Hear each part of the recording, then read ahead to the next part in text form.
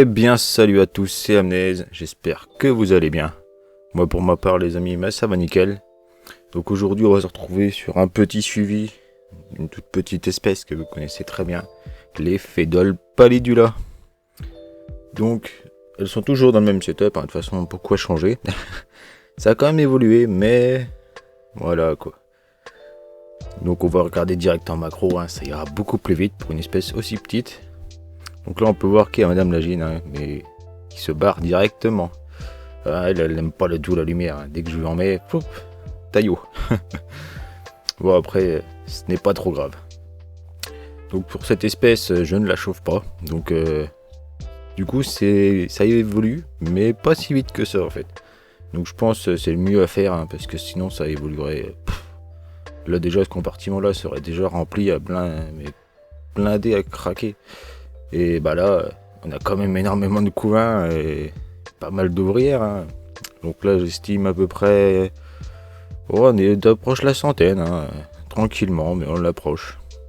Donc là, on a Madame Lagine qui s'est mis là, la tête à l'envers. On voit juste la tête qui dépasse. Donc comme je vous disais, elle n'aime pas du tout la lumière. Pourtant, j'ai pas bousculé, il n'y a pas eu de vibration, rien, c'est juste la lumière. En même temps, je les dérange pas beaucoup, ces petites fédoles. Donc c'est normal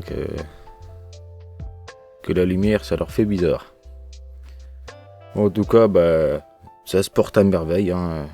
Du fait qu'elles ne sont pas chauffées, ça ne pose pas de soucis. Regardez-moi cette pile de couvains qui ne diminue jamais. C'est toujours la même taille de pile et pourtant, il y a eu pas mal de naissances. Autant des majors que des minors. On peut en voir là de toutes les couleurs, plus claires, plus foncées. On a 3 ou 4 majors en tout, ce qui est déjà pas mal. Bon, j'en avais 5 avant la diapose, qui sont morts pendant la diapose justement.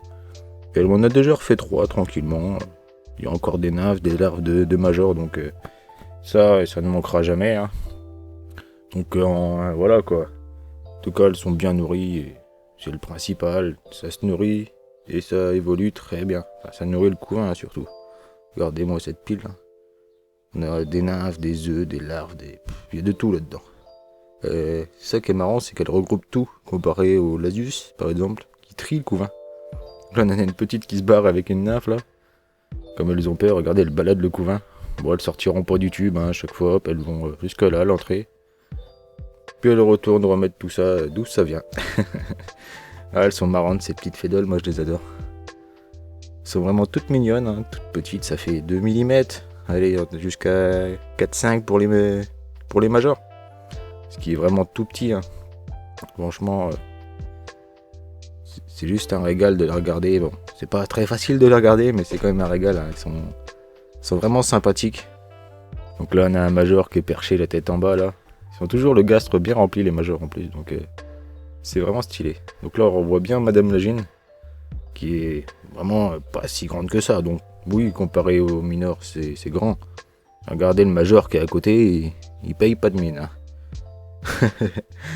Après, la gine, elle fait dans les 8 mm, alors un peu moins, je crois. 7, ouais, dans les 7, 6, 7, 8, je vais pas vraiment mesurer, c'est tellement petit.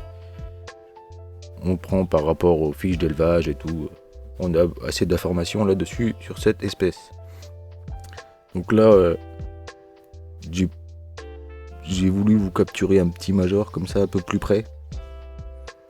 Vous voyez un petit peu la différence avec justement les ouvrières qui sont juste à côté. Alors là, on a même une très claire là qu'on ne voit quasi pas du coup.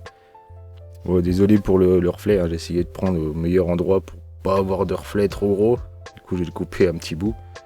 Mais voilà quoi, dans un tube comme ça, t'as toujours du reflet, c'est un peu chiant. Du fait qu'on peut voir que par le dessus. Mais bon, d'un côté, ces tubes sont vraiment pratiques par rapport à l'humidité. Donc quand vous avez une espèce qui demande pas mal d'humidité, ça tient quand même longtemps et ça humidifie très très bien la partie du nid. Plus vous avancez vers la sortie, moins c'est humide quoi. Vous comprenez, vous avez pigé le système quoi, c'est pas compliqué. En tout cas voilà quoi. Pour cette espèce, je pense que on en a déjà assez vu. C'était juste pour voir un peu l'évolution. On m'avait demandé en commentaire, donc voilà.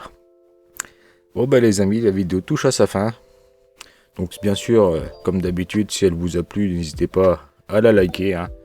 Et bien sûr à vous abonner avec la cloche, bien sûr si c'est pas déjà fait.